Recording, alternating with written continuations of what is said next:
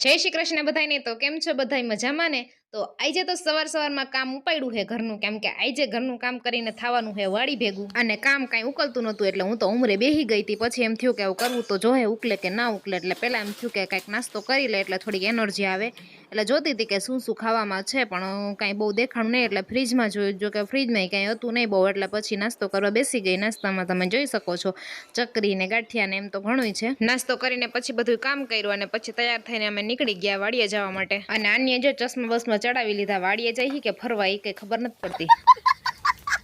ના જાય છે તો વાડીએ જ કેમ કે ફરવા તો આ લઈ જતા નથી એટલે કે હાલો વાડીએ ફેરવી આવીએ ન્યાય જો કે ફરવા જેવું જોઈએ વાતાવરણ સારું હોય વાંધો ન આવે આમ તો વાડીએ જવા માટે રસ્તામાં પછી આ નાનકડી નદી આવે જે નદી તમારે હાલીને પાર કરવી પડે કેમ કે રેતી હોય એટલે ડબલ સવારી હાલે નહીં પછી આ મને બતાવતા હતા કે અહીંથી આમ જાય એટલે હમણાં વાડી આવી જશે ને જો કે વાડી આવી જ ગઈ હતી અને આ જો કોક બાપા છે જે ભેંસો ચરાવે છે ઓલા સેઢા પાડોશી કહેવાય ને કોક હશે હું તો કઈ બહુ ઓળખતી નથી અહીંયા